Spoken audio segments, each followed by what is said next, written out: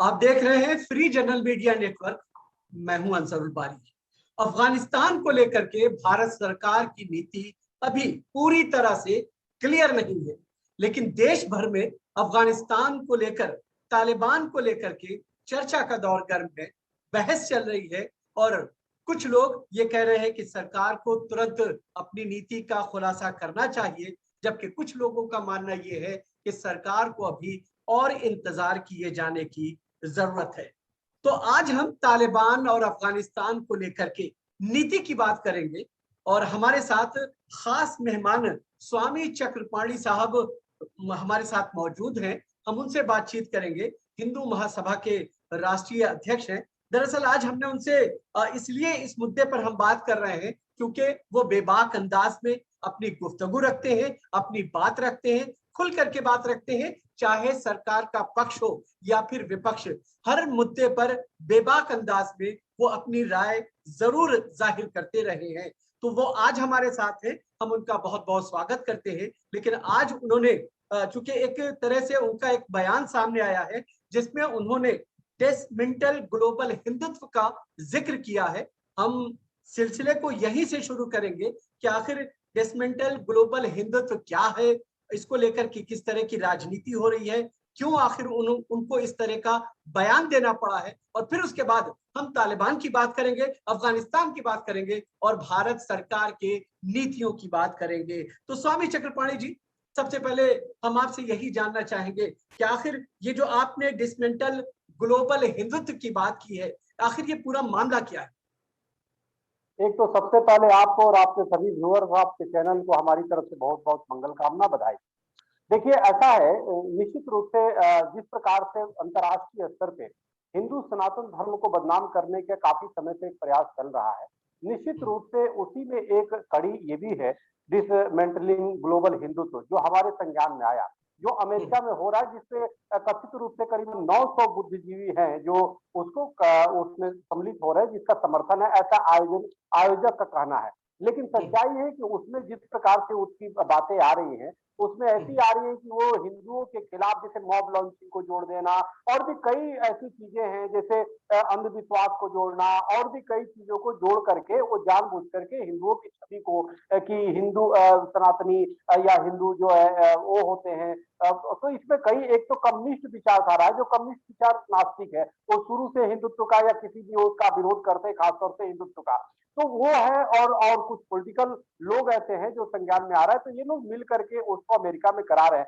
आप देखिए, आप एक वरिष्ठ पत्रकार है, आपसे हमारा बहुत काफी समय से हम लोग एक साथ डिबेट करते आए हैं। आप देखिए, किसी की भी छवि जो है खराब नहीं किया जा सकता, देख के अच्छा बुरा हो सकता है, लेकिन कोई संस्था बुरी नहीं होती। आप पूरे समुदाय को दोष नहीं दे सकते हैं। आप देखिए कि किस प्रकार से जैसे भारत में तो मान लीजिए हिंदू या सनातनी बहुसंख्यक हो सकते हैं, लेकिन और भी देशों में आप देखिए अल्पसंख्यक के रूप में, चाहे पाकिस्तान में ले लीजिए, बांग्लादेश में ले लीजिए, चाहे अमेरिका में ले लीजिए, यूके में ले लीजिए, चाहे विश्व के हर देश में हिंदू तो कमी की संख्या में है। तो जब इसको अंतर्राष्ट्रीय स्तर पे जब डिसमेंटलिंग ग्लोबल हिंदुत्व को रख करके और हिंदुओं की छवि ऐसे दिखाई जाती है, तो निश्चित रूप से उसका प्रभाव वहां पे अल्पसंख्यकों पे, अल्पसंख्यक हिंदुओं पे पड़ता है। और इसका परिणाम क्या होता है कि वहां पे पुजारियों पे हमले होते हैं, वहां पे मंदिरों पे हमले होते हैं, वहां पे संतों की हत्या होती है, वहां हिंदुओं का उत्पीड़न होता है, वहां हिंदू बच्चियों और हिंदुओं के साथ अन्याय होता है। मैं किसी भी देश में, विश्व के किसी भी देश में, किसी भी अल्पसंख्यक या किसी के साथ हम भेदभाव के सख्त विरोधी हैं। हम नहीं चाहते कहीं भी न हो। अब देखिए, पाकिस्तान में जिस प्रकार से इस निंदा में अल्पसंख्यकों को, वहां पे हिंदुओं को और चाहे ईसाइयों को, ईसाई बच्चों बच्चियों को, छोटे छोटे बच्चों को, जिस प्रकार मासूम बच्चों को फंसा दिया जाता है, और वो आप देखिए तो छोटी मोटी लड़ाई को लेकर के इंटेंशन में किया जाता है।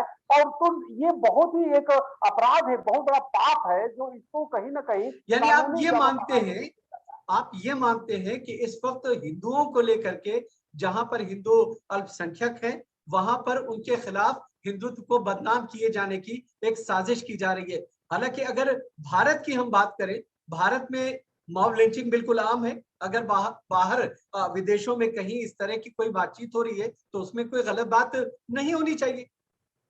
नहीं, मॉब लिंचिंग तो मॉब लिंचिंग है, उसको किसी से जोड़ना नहीं चाहिए। अब मैं आपको बता रहा हूँ, मैंने कई बार सरकार को सेम पत्र लिखा कि मॉब लिंचिंग के खिलाफ तो कानून बनना चाहिए, मैं कानून का समर्थक हूँ। मैं चाहता हूँ कि इस निंदा के खिलाफ कानून बनना चाहिए। किसी भी देवी देवता का अपमान या किसी भी मजहब को मानने वाला है, उस व्यक्ति की भावना को, हमसे आपकी लड़ाई व्यक्तिगत हो सकती है, आप हमें बोल दीजिए, आप हमको बोल देंगे, लेकिन हम आपके पूर्वजों पर क्यों जाए, आप मेरे पूर्वजों पर क्यों जाए। हमारी आपकी वैचारिक भिन्नता हो सकती है, लेकिन हमारे लिए आदरणीय आपके पूर्वज जो है, हमारे आपके लिए हमारे वो हो सकते हैं। जब हम अपने माँ बाप का सम्मान नहीं करेंगे, आपके माँ बाप का सम्मान कैसे करेंगे? आप हमारे माँ बाप का सम्मान नहीं करेंगे तो अपने माँ बाप का कैसे कर सकते हैं? तो एक दूसरे का सम्मान करके ही चला जा सकता है। आप उसमें एक पूर्वाग्रह से ग्रसित होकर जिस प्रकार से जो हिंदू सनातन धर्मी, आप ये देखिए, जिसका वेद कहता है मनुर्भव, यानी कि मनुष्य बनने की प्रेरणा देता है, तो यानी कि मनुष्य वो कौन सा, जो जिससे सत्य, अहिंसा, करुणा, दया, प्रेम का संदेश देने का काम करता है, उसको आप हिंसा से जोड़ दो, उसको आप असहिष्णुता से जोड़ दो, उसको आप कहीं ना कहीं आप कट्टरपंथी और कहीं ना कहीं मजहबी संकीर्ण सोच से जोड़ दो, उसको अंधविश्वास से जोड़ दो, उसको आप नारी का उत्पीड़न से जोड़ दो। जबकि हमारे यहाँ कहा गया यत नारिस्तु कुंजनते रमनते तत्र देवता, हमारे यहाँ नारियों का इतना सम्मान है कि भगवान राम का भी नाम लेते हैं तो पहले सीता राम बोलते हैं, माता सीता का बोलते हैं, भगवान कृष्ण का लेते हैं तो राधे कृष्ण बोलते हैं। तो कहने का मेरा मतलब कि उस सनातन धर्म जो जीने की प्रेरणा देता है, माननीय सर्वोच्च न्यायालय ने भी कहा है, वो हिंदुत्व ने, आप उसको आप अंतर्राष्ट्रीय स्तर पे बदनाम करके क्या साबित करना चाहते हो? इसको तो पूरा विश्व स्वीकार कर रहा है, चाहे अच्छा, तो प्रत्यक्ष या अप्रत्यक्ष रूप में। नहीं, तो क्या आप ये मानते हैं कि जो इस्लामिक आतंकवाद है, चाहे टेलीविजन के जरिए से या नेताओं की जबान पे, या जो लोग भी इस्लामिक आतंकवाद कहते हैं, तो ये पूरी तरह से गलत है अगर आपकी बात को हम माने? नहीं नहीं, देखिए, इस्लामिक आतंकवाद, आप सुनिए थोड़ा सा, इसमें आप इसको समझना बहुत जरूरी है। अब जब जी। ये कट्टरपंथी आतंकवाद तो आतंकवाद है, मैं आपको बता रहा हूँ, हम सभी हम्म। मुस्लिम को नहीं कहते, मुसलमान तो एक लोग ऐसे लोग हैं जो देश के लिए क्या क्या किया उसका कैसे हम भूल सकते हैं। अच्छा, हमीद जी का ले लीजिए, जिन्होंने पाकिस्तान के टैंक को उड़ाया, और तमाम प्राचीन काल से एक रस खान को ले लीजिए, हमारे रस खान को कितना मानुस हो तो वही रसकान बसो ब्रज गोकुल गांव के द्वारा, जिन्होंने भगवान कृष्ण की क्या प्रस्तुति की है। तो ऐसा नहीं है, में मुख्य विषय ये है, जब आईएस जो है, आईसिस जो है, अल्लाह अकबर करके गर्दन काटता है, उसको कोई संगठन आज तक किसी ने तो उसको फतवा जारी नहीं किया। तालिबान ने हथियार के बल पे सत्ता कब्जा कर लिया, आखिर वहां पे मासूम बच्चे, वहां पे बेटियां, वहां पे बहनें, वहां पे माताएं, वहां पे बुजुर्ग लोग, आप देखिए कैसे बेचारे मर रहे हैं, वो भाग रहे हैं उससे, आखिर वो कौन है? वो भी तो मुसलमान है ना। और नहीं, आप तो देखो सवाल तालिबानी कौन। नहीं, तो सवाल यही है ना कि आप उसे दाइश से कहिए, उसका आईएसआईएस से सिलसिला जोड़ा जाना चाहिए। हाँ, इस्लामिक बिल्कुल जोड़ा आतंकवाद जाना बोलना, चाहिए। फिर उसे इस्लामिक आतंकवाद कैसे बोला जा सकता है? अगर यही नहीं, चीज है तो फिर सीधे सीधे आप, इसी देश की अगर हम बात करें, आए दिन जिस तरह से लिंचिंग की घटनाएं होती हैं, मारते वक्त जय श्री राम के नारे बुलवाए जाते हैं, जबरदस्ती बुलवाए जाते हैं, जिसको किसी भी कीमत पर दुरुस्त नहीं कहा जा सकता। जितनी भी निंदा की जाए इस तरह की हरकत की, ये सब कम है। कहीं ना कहीं इसी तरह की चीजें हैं जो आप हिंदुत्व को बदनाम करने की बात कर रहे हैं, शायद ये उसी का नतीजा है। नहीं, देखिए, एक किसी को थप्पड़ मारना अलग विषय हो जाता है, और अगर जो कोई राम को लेकर के किसी चोर की पिटाई करने लगता है, और एक किसी का अल्लाह अकबर करके और गर्दन को काट देना और वीडियो बना के उसको जारी करना, दोनों में बहुत जमीन आसमान का फर्क है। एक का उद्देश्य है शरिया कानून लागू करना, एक का उद्देश्य है वो अपनी सुरक्षण दिखा करके, हम हिंसा का कभी भी, चाहे किसी भी को भी नहीं चाहते कि कोई एक थप्पड़ मारे, उसको अगर गलत किया है, चोरी किया या कोई भी गलत किया है, उसको आप कानून के हवाले करो, कानून उसको सजा देता है, किसी को अधिकार नहीं है। लेकिन आप ये देखो, मेरा ये सीधे मानना है कि जो अहिंसा का कहीं भी किसी भी तरीके से किसी का समर्थन नहीं करना चाहिए। आप ये देखो, तालिबान ने बंदूक के बल पर, आप जिस प्रकार से अफगानिस्तान पे पूरी तरह कब्जा जमा लिया, वहां पे लोगों को त्राई त्राई कर रहे हैं, उसके खिलाफ तो ये बुद्धिजीवी एक भी इवेंट नहीं कर रहे, उसके खिलाफ बल्कि कुछ लोग तो समर्थन कर रहे हैं। महबूबा जी को देख लीजिए, तो जम्मू कश्मीर के फारूक अब्दुल्ला साहब को देख लीजिए, वो बोल रहे हैं कि जी शरियत कानून होगा, तालिबान का कहीं ना कहीं प्रत्यक्ष समर्थन कर रहे हैं। तो ये बड़ा दुर्भाग्यपूर्ण है, जो नहीं, हिंसा के बल से। अगर तालिबान अफगानिस्तान में अब चूंकि सत्ता में आ गया है, जाहिर है कि एक हकीकत है वो, और ये भी तय है कि अमेरिका ने 20 साल वहां पर मौजूदगी उसकी रही है, उसके बाद वो वहां से गए हैं, तालिबान के हाथ में सत्ता आई है। अगर वो अपने देश में इस्लामिक शरिया लागू करना चाहते हैं, इस्लामिक इमारत अफगानिस्तान नाम रखना चाहते हैं, तो उसमें जो है भारत में लोगों को किस तरह क्यों दिक्कत आनी चाहिए? नहीं नहीं, दिक्कत हमें ये नहीं है, दिक्कत हमें लोकतांत्रिक व्यवस्था पे है। जहां विश्व आज लोकतांत्रिक प्रक्रिया से चल रहा है और उसी से हर व्यक्ति को एक स्वतंत्रता मिलती है। आप अपनी फ्रीडम ऑफ स्पीच या कोई भी चीज अपनी अभिव्यक्त कर सकते हैं। आप वहां पे देखो ना, आप वो एक टुकड़े गैंग टाइप के लोग हैं, एक टोली है तालिबानी मानसिकता के लोग हैं जो किससे जुर्म कर रहे हैं, वो हमसे थोड़े आ रहे हैं, वो किससे कर रहे हैं, वहां पे बच्चों वहां महिला अपने ही लोगों को परेशान कर रहे हैं। तो उसकी देखो, सितम को देखते रहना सितम से कम नहीं होता।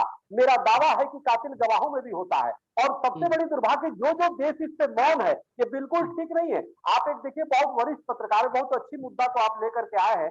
तालिबानी जिनका जिनका उद्देश्य हथियार के बल पर के सत्ता कब्जा करना है, जिन्होंने पहले भी कितनी हिंसाएं की, कितने लोगों को बेरहमों से मारा। अभी आप देखो, एक महिला को बंदूक कैसे तान दिया, वो सीधे सरेआम आया हुआ है। आप जरा देखो, जहां महिलाओं का सम्मान नहीं कर सकते, महिलाओं को एक बुरके के ताबूत में आपने बंद कर दिया, बच्चों को आप लड़के लड़की कह रहे हो कि अलग अलग। सवाल इस बात का है कि आप कहीं ना कहीं उसके नाम पे आप आदिम युग में लेके जा रहे हो, ऐसे युग में लेके जा रहे हो जहां पे आपका सिर्फ अपनी जो कह दिया वही कानून हो जाए।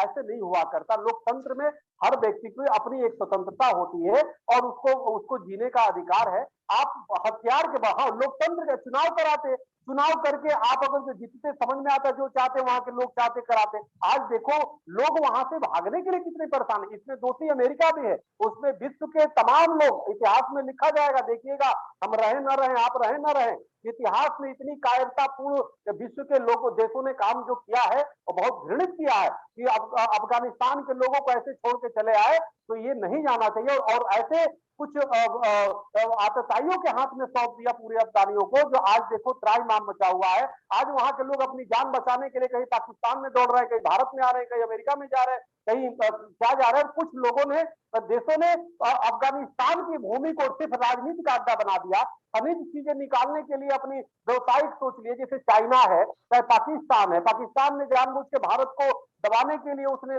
तालिबान का मुहरा बनाया। जबकि आप ध्यान दीजिए, हमारे यहाँ लिखा है, नष्ट प्रज्ञा पाप में नित्य मार भते नरम पूर्ण प्रज्ञा वर्धति क्रियमाणम पुनः पुनः। यानी कि स्वामी जी थोड़ा सा हम इस पे थोड़ा एतराज है हमें, आपकी इस बात से इत्तेफाक हम नहीं करते, क्योंकि पाकिस्तान की जो विदेश नीति है, जाहिर है भारत की जो विदेश नीति है उससे ऊपर नहीं जा सकती। और यही वजह है कि भारत ने, पाकिस्तान जो कुछ भी कर रहा हो, जाहिर है कि उससे भारत का लेना उस तरह से नहीं है, लेकिन भारत की अपनी नीति जिस तरह से है, वेट एंड वॉच की, आप उसे कैसे देख रहे हैं? देखिए, हमें लगता है कि निश्चित रूप से एक तो अपने वहां पे लोग हमारे फंसे हुए हैं, उनको तो निकाले जाने चाहिए। दूसरी बात यह है कि पाकिस्तान, एक तो संयुक्त राष्ट्र संघ का सबसे बड़ी, संयुक्त राष्ट्र सुरक्षा परिषद का अध्यक्ष भारत था। वहां पे भारत सरकार ने बहुत बड़ी, भारत की तरफ से जो प्रतिनिधि या जो भी है, नीति बहुत ही गलत रही। क्योंकि जिस प्रकार से अब सरकार बिना बने ही पहले ही तालिबान को अमेरिका के इशारों पर जिस प्रकार से उसको दे दिया गया, अधिकार दे दिया गया, मान्यता दे दिया गया, ये बहुत बड़ी ऐतिहासिक भूल होगी। आने वाले इतिहास में लिखा जाएगा। नहीं तो भारत सरकार ने अभी मान्यता नहीं दी है ना, भारत सरकार ने अभी मान्यता नहीं दी। भारत सरकार वेट एंड वॉच की पॉलिसी में है। ऐसे में तालिबान अगर अपने यहाँ एक सरकार को एस्टेब्लिश करना चाहते हैं तो जाहिर है कि पहले हमें देखना होगा ना। नहीं, बिल्कुल सरकार देख रही है और देखना भी चाहिए। लेकिन देखो, हमें हमें बड़ी सीधी सी बात है कि हमें इस समय इन परिस्थितियों में अमेरिका के इशारों पे बिल्कुल नहीं चलना चाहिए। क्योंकि एक हजारों किलोमीटर दूर बैठा हुआ है, वो कहां का, जो जो व्यक्ति अफगानिस्तान का नहीं हुआ, वो सिर्फ यहाँ पे हथियार बेचने का काम कर रहा है और हथियार के माध्यम से सप्लाई करके एक दूसरे में, आप देखो जो खून की नदियां बही। तो इससे हमें लगता है कि हमें अपनी पॉलिसी खुद तय करना पड़ेगा। हमें अपनी सीमाओं की रक्षा, हमें अपने आत्मबल, अपने लोगों को मजबूत करके ही हम देश को मजबूत कर सकते हैं। हमें ये आज की आवश्यकता, सबसे बड़ी जरूरत है कि हम अपने जो अंतर्राष्ट्रीय स्तर जो हमारी विदेश नीति है उसको स्पष्ट करें। और स्पष्ट ये है, सबसे बड़ी बात यह है कि हम आतंकवाद के बल पे कोई भी सत्ता काबिज होता है, हथियार के बल पे। अगर हम सिद्धांत है, सत्य सत्य ही होता है, प्रेम प्रेम होता है, करुणा करुणा होता है, नफरत नफरत होता है। जो घृणा नफरत और हिंसा के बल पे कब्जा करे उसका हम हर परिस्थिति में बहिष्कार करें, उसकी आवाज उठाए कि हम मान्यता बिल्कुल नहीं देंगे, किसी भी कीमत में नहीं देंगे, और उसके साथ अपने लोगों की सुरक्षा भी सुनिश्चित करे की जानी चाहिए। क्योंकि देखिए अच्छा, पाकिस्तान तो जी एक चीज आपसे ये समझना चाहेंगे, पिछले अगर जिस तरीके से तालिबान ने अफगानिस्तान पे कब्जा किया, चाहे वो बैक चैनल पे जाकर के कोई भी डील अमेरिका उनके साथ कर रहा हो, लेकिन पिछले कुछ समय में अगर सही मायनों में देखा जाए, जब सत्ता बदलती है या फिर ये कहा जाए कि जो है जब कहीं पर किसी दूसरा दल जो है या कोई दूसरा ग्रुप हो भी जिसे आतंकवाद की नजर से देखा जा रहा हो, अगर वो सत्ता में आता है तो यह आशंका जताई जाती है कि बड़े पैमाने पर खून खराबा होगा। लेकिन इस तरह का अफगानिस्तान के अंदर पिछले 15 तारीख जब काबुल में जो है कब्जा किया गया है राष्ट्रपति भवन में, अब तक इस तरह की चीजें नहीं देखी गई हैं। सिर्फ पंजशीर में जो थोड़ी बहुत लड़ाई देखी गई है। अगर तालिबान ये कह रहा है कि हम भारत के साथ बेहतर संबंध रखना चाहते हैं, हम अपनी जमीन को भारत या किसी भी देश के खिलाफ इस्तेमाल होने नहीं देंगे, अगर ऐसा भरोसा दिया जा रहा है वहां से, तो ऐसी स्थिति में क्या भारत सरकार को पहल नहीं करना चाहिए? देखिए, मैं आपको बता रहा हूँ कि हिंसक जो भी वो होता है जानवर, उस पे विश्वास नहीं कर सकते। अगर कोई शेर अपने शरीर को सिकोड़ता है, पीछे करता, तो इसका मतलब ये नहीं कि डर गया, इसका मतलब वो छलांग लगाने वाला है, शिकार करने वाला है। सवाल इस बात का है, तालिबान के बयान हमेशा बदलते रहे हैं। तालिबान अभी बयान क्या दिया? पहले तो दिया कि हम अपने जमीन का प्रयोग आतंकवाद के लिए नहीं होने देंगे, भारत के खिलाफ नहीं होने देंगे। उसके बाद ही क्या कहा? उसके बाद ही कहा कि जम्मू कश्मीर के लिए हम आवाज उठाते रहेंगे, मुसलमान जहां भी है। भारत के मुसलमानों के लिए तुम्हें आवाज उठाने की क्या आवश्यकता है भाई? तो इसका मतलब कहीं ना कहीं तुम हवा देने का काम कर रहे हो धर्म के नाम पे। जैसे पाकिस्तान ने एक बार संपत्ति लेने के लिए मुस्लिम कार्ड खेला पूरे विश्व में कि मुस्लिम देश एकजुट हो जाए, तो जबकि वहां के लोगों को खुद पेट नहीं भर रहा है पाकिस्तान, और मुस्लिम की बात कर रहा है। तो भारत के जितने हमारे भाई मुसलमान जितना खुशहाल है विश्व के, कहीं नहीं होंगे। तो इस तरह की बातें तालिबान, आप देखिए दूसरे दिन उसने तो जो सर्फ है वो अपना रंग तो दिखाता ही है। तो ये तालिबान अच्छा, पे विश्वास नहीं किया जा सकता। एक चीज हम यहाँ आपसे ये समझना चाहेंगे कि जिस तरह से आपने कहा कि जाहिर है कि भारत का मुसलमान सक्षम है अपने तमाम मुद्दों को हल करने के लिए। अगर उसे किसी तरह की कोई दिक्कत होती है, जाहिर है कि वो इतना मजबूत है, इस स्थिति में है, अपनी सरकार से उन चीजों को मनवाने की पोजीशन में है। और बाहर के लोगों के दखल को हिंदुस्तान का मुसलमान न पहले बर्दाश्त करता आया है, न अब बर्दाश्त करेगा। लेकिन ऐसे में अगर सवाल ये कर दिया जाए कि भारत पाकिस्तान में अगर हिंदुओं पे कुछ अत्याचार होता है तो हिंदुस्तान का जो हिंदू बहुसंख्यक आबादी है वो क्यों आवाज उठा रही है, तो ऐसे में कहीं ना कहीं ये यहाँ पर जो है विरोधाभास की स्थिति नहीं पैदा होगी, उनकी बात में एक बल नहीं मिलेगा? नहीं, इसलिए नहीं मिलेगा क्योंकि भारत में जो मुस्लिम सक्षम है उसका कारण है कि हिंदू यहाँ पे सहयोग करते हैं। दूसरी बात, संविधान यहाँ की उनको अधिकार दिया हुआ है। वो यहाँ के देश की संविधान अल्पसंख्यकों को सबसे ज्यादा अधिकार दिया हुआ है। इसीलिए पूर्व प्रधानमंत्री मनमोहन सिंह क्या करते थे? हमारे संसाधनों पे सबसे पहला अधिकार अल्पसंख्यक को है। वो पाकिस्तान में नहीं है। पाकिस्तान को वहां के संविधान ने अल्पसंख्यकों को अधिकार नहीं दिया है। आप देखिए आजादी के बाद संख्या कितनी थी, अब कितनी हो गई? मात्र कुछ लोगों में बचे हुए हैं। तो किस प्रकार से सरेआम उनकी उत्पीड़न होता है। तो पाकिस्तान में वो अधिकार नहीं है, और पाकिस्तान के संविधान ने वो अधिकार अल्पसंख्यकों को, हिंदुओं को नहीं दिया है जो मुस्लिमों को अधिकार हमारे भारत के संविधान ने दिया। संविधान की ये भारतीय संविधान की विशेषता है और मजबूती है कि हमारे मुस्लिम भाई मजबूत है और होना भी चाहिए। लेकिन जो तालिबान जो बयान दे रहा है उसका उद्देश्य ये नहीं है कि सहयोग करना, उसका उद्देश्य पाकिस्तान के इशारे पे कहीं ना कहीं जो अलगाववादी विचारधारा है, क्योंकि अलगाववादी तो हर जगह होते हैं। कुछ आप देखिए ना, मुफ्ती जो है और महबूबा जी और फारूक अब्दुल्ला कैसे बयान दे रहे हैं। तो कहीं ना कहीं वो बयान देने का आप जोड़िए, वो बयान ऐसे ही नहीं आया, उधर से तालिबान बोल रहा है, इधर से ये बोल रहा है, यानी कि तो मीडिया के माध्यम क्या ये नहीं हो नहीं, क्या ये नहीं होना चाहिए कि जो महबूबा मुफ्ती बयान दे रही है या फिर फारूक अब्दुल्ला साहब ने जिस तरह से तालिबान को बयान लेकर के दिया है, हमें उनके बयान पे गौर करना चाहिए, फौरन रिएक्ट नहीं करना चाहिए? नहीं, देखिए ऐसा है, इन परिस्थिति में जब जब भारत सरकार ने भी मौन किया है, और वहां पे आप देखिए अभी वो है नसरुद्दीन शाह का सबसे अच्छा बयान आया था, मैं उनकी तारीफ करूंगा। नसरुद्दीन शाह ने बहुत ही सधी हुई बयान दिया, और उन्होंने कहा कि जो व्यक्ति तालिबानियों का समर्थन कर रहे हैं उसका उन्होंने बड़ा वो किया, तो उनका तो मैं बड़ा वो करूंगा कि बहुत अच्छा बयान था। तो कहने का मेरा मतलब इस समय बहुत संयम की आवश्यकता है, संयम के साथ काम लेने की आवश्यकता है, और ये हमें पहचानना होगा कि अगर जो जिसके हाथ में बंदूक है, तो बंदूक की नाल ऐसा नहीं कि आपकी तरफ नहीं घूम सकती। तो ये सोचना गलत है। जिसका जन्म ही हिंसा के आधार पे हुआ है, तो वो तो कहीं भी हिंसा करेगा। जो अपनों का नहीं हुआ, जो अफगानिस्तान के मुस्लिम भाई बहन किस तरह से पूरे विश्व में आज देखो बेचारों की स्थिति हो गई है, आप जरा उनको देख करके हम लोग का हृदय जो है द्रवित हो जाता है। वो भी इंसान है, तो उनको कौन परेशान कर रहा है? वो भारत के लोग थोड़े हैं, वो कहीं दूसरे जगह के लोग थोड़े हैं, वो तो वही के लोग हैं ना, वही के तालिबानी है। एक सोच है उन्होंने बना लिया है, आतंकी सोच है, जबरदस्ती कब्जा करना। और जो हिंसा की बात कर रहे हैं कि खून की नदी नहीं बही, तो गनी साहब तो यही कर रहे हैं जो राष्ट्रपति थे कि मैं इसलिए चला गया कि खून की नदी न बहे।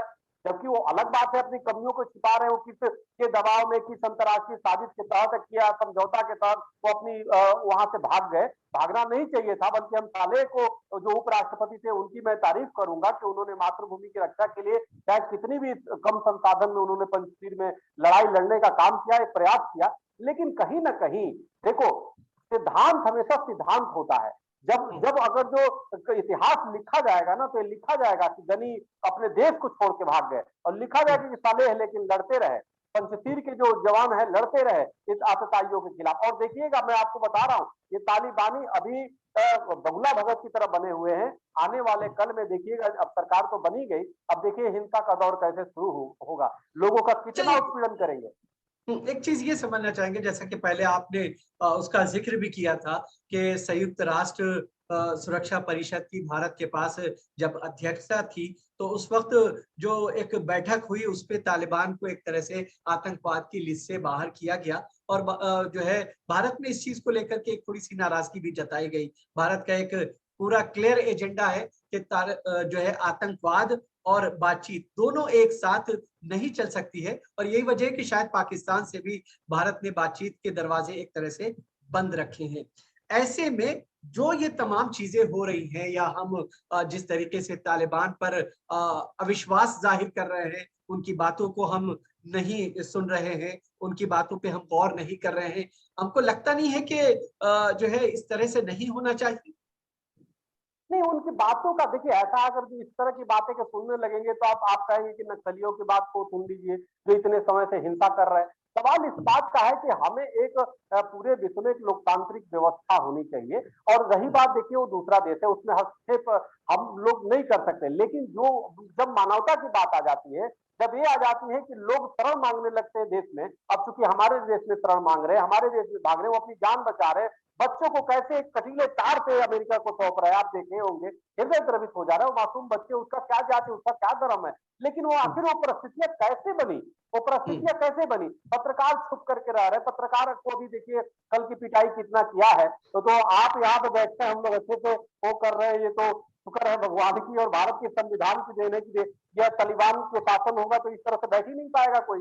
आप देखो कैसे बुर्का पहन करके एक महिला थी, दूसरे दिन उनको हटाया दिया गया। तो कहने का मेरा मतलब है कि वो कठपुल्लापन, वो जो व्यवस्थाएं हैं वो बिल्कुल नहीं होनी चाहिए, वो अमानवीय है, वो बिल्कुल अप्राकृतिक है, और जो लोग उसके समर्थन दे रहे हैं वो बिल्कुल गलत कर रहे हैं। ये नहीं देना चाहिए, क्योंकि वहां के लोग जो बहुसंख्यक है, जो बहुसंख्यक एक वर्ग है, वो उनके खिलाफ है, तालिबानियों के खिलाफ। इसलिए पूरे विश्व को मिलकर के तालिबानियों पे दबाव बनाना चाहिए, या तो लोकतांत्रिक तरीके से वहां चुनाव करा के जो जीते, जिसको जनता पसंद करे वो बने। लेकिन इस तरह से हथियारों के बल पे जो होगा, इसका खामियाजा पूरा विश्व को भुगतना पड़ेगा। नहीं, तो जहां जहां ये जिस तरह से आप कह रहे हैं, जिस तरह से आप ये कह रहे हैं कि पूरे विश्व को सामने आना चाहिए और अफगानियों को तालिबान के खिलाफ खड़े होना चाहिए, ये दखल नहीं है अफगानिस्तान के मामले में? नहीं, मामला अफगानिस्तान का नहीं है, मामला यहाँ अब जहाँ अफगानिस्तानियों को यहाँ पे जो आतंकी संगठन है उसके खिलाफ है। अच्छा ये बताइए, हमें समझ में नहीं आया कि कल तक जो तालिबान, जो उसके आतंकी जो लिस्ट में थे, हाई लिस्ट में थे अंतर्राष्ट्रीय, एक बार लिस्ट से क्यों निकाल दिया गया भाई? आखिर कौन अंतर्राष्ट्रीय स्तर ये पे चल रहा है? क्या नहीं, कौन तो सी चूंकि समझौता हो गई? भारत सरकार यही है, अगर भारत सरकार भारत की मौजूदगी में संयुक्त राष्ट्र आतंकवाद की लिस्ट से बाहर करता है, तो इसका मतलब यह है कि भारत सरकार अब तालिबान को आतंकवाद की श्रेणी में नहीं रखती है। और अगर हम जो है तालिबान को आतंकवादी और इस तरह से बोलेंगे या उस श्रेणी में लेके जाएंगे, तो कहीं ना कहीं भारत की जो अपनी नीति है वो उससे टकराव पैदा होगा।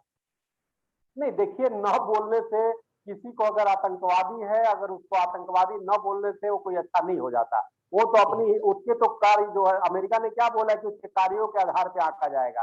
तो निश्चित रूप से अब आने वाले, देखिए सरकार अब बन रही है, अब देखिए क्या होता है। अब हिंसा तो शुरू हो गई है, पत्रकार मारे जा रहे हैं, महिलाओं को सरेआम बेइज्जती किया जा रहा है, महिलाओं को मारे जा रहे हैं, बंदूक दिखाए जा रहे हैं और बंदूक से पीटा जा रहा है। तो निश्चित रूप से ये ठीक नहीं है। और जिन लोगों ने समर्थन दिया है, आप ये देखो, पाकिस्तान, खास तौर से पाकिस्तान सबसे ज्यादा भुक्तभोगी होगा। पाकिस्तान देखिएगा रोएगा। तो इसलिए भारत को अपनी नीति तो स्पष्ट करते हुए नीति स्पष्ट करनी चाहिए। और हमें लगता है वहां के अपने जो भारतीय हैं उनकी सुरक्षा भी सुनिश्चित करनी चाहिए। और दूसरी, हिंसा को किसी भी तरीके से, हिंसा के द्वारा कब्जा जो हुआ है उसको किसी भी तरीके से समर्थन नहीं करना चाहिए। अच्छा, एक चीज आपसे ये जानना चाहेंगे चक्रपाणी जी के जिस तरह से करीब 2 साल पहले की अगर हम बात करें, यानी 2019 में पूरे देश में बड़े पैमाने पर सीए एनआरसी को लेकर के प्रोटेस्ट हुए, बड़े पैमाने पर प्रोटेस्ट हुए और उत्तर प्रदेश में बहुत सारे लोगों ने सीए प्रदर्शन के दौरान अपनी जानें भी गंवाई। साफ तौर पे यही उसमें भारत सरकार का एजेंडा ये था कि पड़ोसी देशों से जो गैर मुस्लिम आएंगे, चाहे वो सिख हो या और दूसरे धर्मों के लोग हो, सिवाय मुसलमानों के, उनको भारत में नागरिकता दी जाएगी। अब जिस तरह की स्थिति भारत के अंदर, खास तौर से अफगानिस्तान को लेकर के जिस तरह से विस्थापन की स्थिति पैदा हुई, बड़े संख्या में भारत में लोग आ रहे हैं, तो क्या भारत सरकार को सीए एनआरसी को लेकर के जो एक नीति उसकी थी कि सिर्फ हिंदुओं को नागरिकता दी जाएगी, उस पर विचार करना चाहिए? वो गलत था? नहीं नहीं, बिल्कुल गलत नहीं था, वो ठीक था। और पूर्व केंद्रीय मंत्री हरदीप सिंह पुरी जी जो अभी भी हैं, उन्होंने हाँ। इस पे बयान भी दिया था कि एनआरसी और ये इसीलिए आवश्यक था और ये बिल्कुल जरूरी था। देखिए, विश्व के किसी भी कोने में जहाँ हिंदू है, उसके लिए अगर शरण स्थली है तो भारत ही है। और 56 तो मुस्लिम देश है। सवाल इस बात का है। और बाकी जब ऐसी परिस्थितियां बनती है, विशेष परिस्थितियों में भारत तो या कोई भी देश एक अंतर्राष्ट्रीय जो नियम है उस अनुसार से उनको शरणार्थी का तो देता ही है। लेकिन भारत में जो चले गए, जैसे पाकिस्तान में चले गए, बांग्लादेश में चले गए, अफगानिस्तान में रुक गए, तो उनको तो देने का हमारा तो अधिकार, क्योंकि पितृभू और मातृभू और पूर्ण भूमि यही है, भारत है उनकी, और तो कोई है नहीं ना। तो इसलिए उनको तो ये बनता है अधिकार। तो इसलिए एनआरसी या ये ठीक था, राष्ट्रहित में था, उनके लिए था, ये जो अल्पसंख्यकों के लिए था, तो इसलिए गलत नहीं था। और बाकी विषम परिस्थिति ऐसी होती है जहां पे कहीं अकाल पड़ गया या कोई ऐसी, जहां पे जो वर्तमान में अफगानिस्तान है, तो उसके लिए सरकार स्वयं अपनी विवेक का हो करके उनको शरण देती है। अब अच्छा, एक सवाल इसमें ये पैदा होता है कि आपने कहा कि वो चीज जो है पूरी तरह से दुरुस्त है और चूंकि वहां पे अल्पसंख्यक हिंदू हैं, अगर प्रताड़ित होते हैं, वो भारत आते हैं, तो उनको नागरिकता दिए जाने की जरूरत है। अगर हम अफगानिस्तान की बात करें, अफगानिस्तान और भारत का एक बहुत पुराना जो है रिश्ता रहा है। जाहिर है कि कल्चरली अगर हम देखें, सांस्कृतिक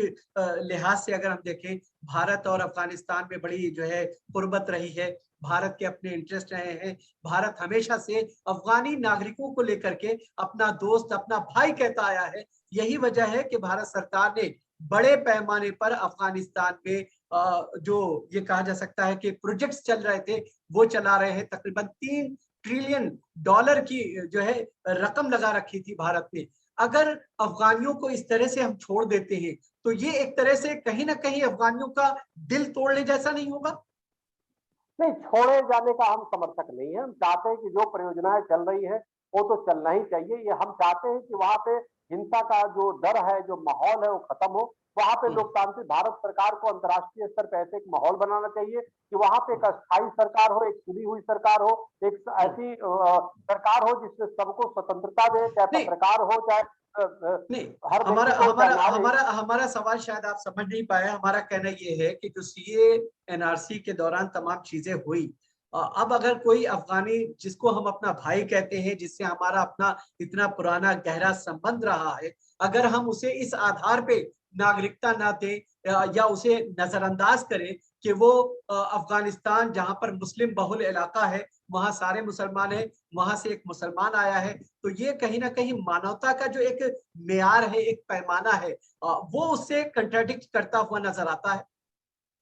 देखिए ऐसा है, मैं आपको बताना संबंधों की बात कहे तो मैं आपको बताना चाहता हूँ। आपने महाभारत देखी होगी, सुनी होगी। महाभारत में एक पात्र था शकुनी। तो मामा शकुनी वही कंधार के थे, और उसमें गंधारी जो धृतराष्ट्र की पत्नी होती है, वो गंधारी जो है वही कंधार की थी, और उन्हीं के नाम से कंधार है, वहीं से गंधारी थी। और उन्होंने शकुनी को जब महाभारत हुआ तो उन्होंने श्राप भी दिया था कि तुम्हारे वजह से हमारे 100 पुत्र मारे गए, और तुम्हें श्राप देती हूँ कि एक अंधार कभी भी तुम शांति नहीं रहेगी, कभी भी वहां पे सुकून नहीं रहेगा।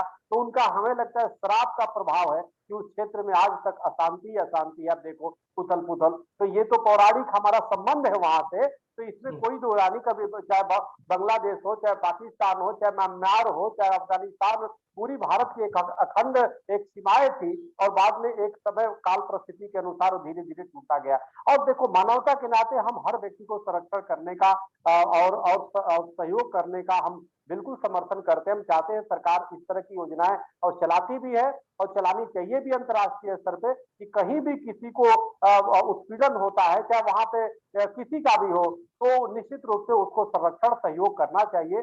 और सरकार की एक पॉलिसी होती है जो आप बता रहे हैं, उसको निश्चित रूप से पुनर्वास व्यवस्था दी जाती है, वो हर देशों में होता है, उसको संरक्षण दी जाती है। और भारत सरकार ने भी काफी लोगों को वीजा भी दिया है और बुलाया भी है, और काफी लोग आए भी हैं, उसका लाभ लिए हैं। वो अधिकतर तो मुस्लिम समाज के ही लोग आए हैं, तो ऐसा नहीं है लेकिन हमारे देश। लेकिन एक चीज इसी से कनेक्टेड, क्योंकि आप इस पूरे मामले पे खुल के बातचीत कर रहे हैं आज, हम आपसे ये जानना चाहेंगे कि पिछले कुछ समय में जो है, अगर देखा जाए, म्यांमार जो कि भारत का पड़ोसी देश है, बड़ी संख्या में वहां से मुसलमान, जो रोहिंग्या मुसलमान कहलाए, वो भारत आए। उनको जो है तरह तरह से जो है उनको यहाँ पर जगह नहीं दी गई, जो मानवता की बात की गई वो पूरी तरह से गलत बात साबित होती रही। और यहाँ कुछ लोगों को जरूर जगह मिली, लेकिन उन्हें हमेशा निकालने की बात होती रही, और ये कहा गया कि इन्हें फौरन भेजा जाए, ये आतंकवादी है। तो जाहिर है कि कहीं ना कहीं ऐसा लगता है कि मुसलमानों को लेकर के नीति कुछ उस तरह से स्पष्ट नहीं है, या फिर ये एक विरोधाभास, दोगलेपन वाली नीति दिखती है। नहीं, देखिए रोहिंग्या मुसलमानों को भारतीय मुसलमानों से नहीं जोड़ सकते।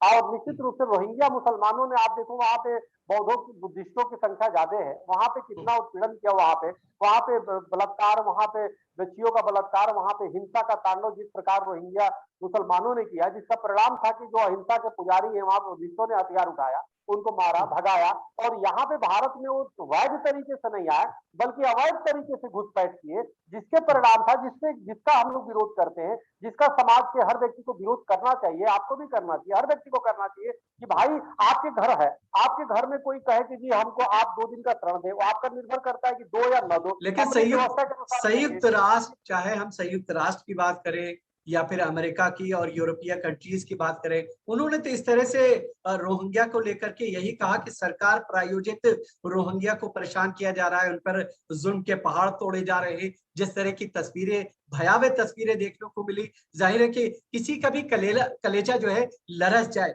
ऐसी स्थिति में अगर लोग जान बचा करके इधर उधर देशों में भागते हैं, तो उनके साथ इस तरह का बर्ताव सवाल तो खड़े करेगा। नहीं, आप ये देखिए कि जिस तरीके से भारत वहां में म्यांमार में उन्होंने छोटे छोटे बच्चों को काट करके खाना शुरू कर दिया था रोहिंग्या मुसलमानों ने। कितने वीडियो आए, कितने फोटो आए, कितने पेपर में, जिससे वहां के लोग परेशान हो गए। और नहीं, वो मुझे आखिर लगता है कि ऐसे, शायद ये मुझे लगता है कि इस तरह की ये अफवाहें हैं, और ये इसमें सत्यता नहीं है। वरना जो है अमेरिका और यूरोप जो मानवता की बात करते हैं, वो इस चीज को इस तरह से बर्दाश्त ना कर सकते। नहीं, अमेरिका की चीजों को तो कोट मत करिए। जिसने तालिबान से समझौता करके अमेरिका खुद चला गया और लोगों को मरने को छोड़ दिया, उस अमेरिका की बात क्या करेंगे। तालिबानियों के हाथ में अमेरिकी हथियार दिखाई दे रहे हैं। तो जो आतंकी थे और उनके हाथ में देखिए कितने अत्याधुनिक हथियार है। जो पहाड़ों में रह गए, इतने अत्याधुनिक हथियार कहाँ से आ गए भाई। तो आपका उसकी मत करिए। हम अपनी देश की बातें कर रहे हैं और अपनी देश की भौगोलिक और अपनी देश की जो सीमाएं हैं उसकी सुरक्षा करना बहुत जरूरी है। अपने देश को हमारे देश के महापुरुषों ने अपनी जान गंवा के आजादी दिलाई है, इसलिए नहीं कि म्यांमार में जो हिंसा करे और अपराध करे उसका स्थान हम भारत में दे दे, वो भी वैध तरीके से नहीं अवैध तरीके से घुस जाए कुछ यहाँ पे गद्दारों की वजह से, और वो कुछ गद्दारों की वजह से भारत में घुस जाए और उनको हम उनकी कहे तो क्या कि मानवता के लिए स्थान दे दो, ये तो ठीक क्या बात ये नहीं। माना जाए तो क्या ये माना जाए कि मौजूदा परिस्थितियों को देखते हुए ऐसी स्थिति में सीए एनआरसी को लेकर के कुछ बदलाव किए जाने की जरूरत है? जो धर्म की एक फाउंडेशन लगाई गई थी जिसको लेकर के पूरे देश भर में प्रदर्शन हुए और भारत को बाहर जो है जवाब देना पड़ा, और उसमें बदलाव लाए जाने की जरूरत है? नहीं, बदलाव की कोई आवश्यकता नहीं है, कड़ाई से इसी का पालन करने की आवश्यकता है। जो सरकार ने बनाया सीए और एनआरसी उसके पालन करने की आवश्यकता है, और जो भी घुसपैठी करने वाले रोहिंग्या हैं या कोई भी है उनको उनको तुरंत बाहर किए जाने चाहिए। और क्योंकि यही लोग बाद में आप देखिएगा कि तालिबान के इशारों पे काम करना शुरू कर देंगे भारत में। क्योंकि जो व्यक्ति घर में आपसे मैं एक सवाल पूछता हूं, कोई व्यक्ति रातों रात जाए और आपके 2-4 लोग जाए और आपके घर में किसी कोने में कमरे में बैठ जाए और आप उसको निकालने लगो और थाने में जाओ और कोई कहे थाना वाला कि आप कैसी अमानवीय काम करते हैं, बेचारे 4 लोग आए रहने दो, तो क्या आप रहने दोगे? क्या नहीं रहने दोगे? आप चाहोगे कि संवैधानिक तरीके से अगर एक अतिथि के रूप में आओ, 2 दिन 4 दिन हम ठहरा सकते हैं, किराए के रूप में आओ, हम किराए पे तुम्हें एक कमरे दे सकते हैं, लेकिन अवैध तरीके से नहीं, अवैध तरीके से जो आता है उसके खिलाफ कार्रवाई किया जाता है। तो इसलिए अवैध तरीके से जितने रोहिंग्या है या कोई भी बांग्लादेश की घुसपैठ है या घुसपैठिए हैं या कोई भी, उनके खिलाफ सख्ती से कार्रवाई करना चाहिए। क्योंकि यहाँ पे जो लोग हैं, यहाँ पे संख्या तो ऐसे ही है, उनका कम से कम हर देश की एक अपनी भौगोलिक परिस्थितियों के अनुसार उनकी जनसंख्या होती है, उसी प्रकार से संसाधन होते हैं। तो निश्चित रूप से एक तो जनसंख्या भी ऐसी बढ़ी रही है, तो इसमें जो भी बाहरी लोग हैं जो आ रहे हैं अवैध तरीके से, उनको निकालने की प्रक्रिया ठोस करनी चाहिए, कड़ाई से पालन करना चाहिए। और विश्व में कहीं भी हिंदुओं के साथ, सिखों के साथ, अल्पसंख्यकों के साथ अन्याय हो रहा है और उनको लाने की व्यवस्था करनी चाहिए। चलिए, बहुत बहुत शुक्रिया। स्वामी चक्रपाणी हमारे साथ कई मुद्दों पर बातचीत की, खुल करके बातचीत की, और जाहिर है कि ये कहा जा सकता है कि बेबाक अंदाज में तमाम मुद्दों पर अपनी राय रखी है। लेकिन देखना यही है कि चाहे अफगानिस्तान हो या फिर पड़ोसी देशों से अगर कोई विस्थापित आता है, ऐसी स्थिति में आता है, सरकार उसको लेकर के मानवता को सामने रखते हुए जो भी नीतियां बनाए तो उन तमाम चीजों को सामने रखे कि किसी को किसी तरह की कोई दुश्वारी या परेशानी ना हो, बल्कि तमाम चीजें जो है बेहतर तरीके से हो सके। तो आज के प्रोग्राम में फिलहाल इतना ही, लेकिन जाने से पहले हम अपने तमाम दर्शकों से ये गुजारिश करेंगे कि अगर आपने फ्री जनरल मीडिया नेटवर्क को सब्सक्राइब नहीं किया है तो आप इस चैनल को सब्सक्राइब करें, इसके वीडियोस को लाइक और शेयर करें। साथ ही साथ आपसे हम ये भी गुजारिश करेंगे कि ऐसे मीडिया हाउसेस जो आपकी आवाज बनने की कोशिश करते हैं और बनते हैं, आप अपना सहयोग जरूर दें, क्योंकि उनके पीछे कोई बड़ा जो है ग्रुप नहीं होता है जो उनको हर तरह से सहयोग कर सके। वो आपकी मदद पे ही पूरी तरह से निर्भर होते हैं। तो ऐसी आवाजों को दबने न दें, बल्कि ऐसी आवाजों को हर तरह से सहयोग दे करके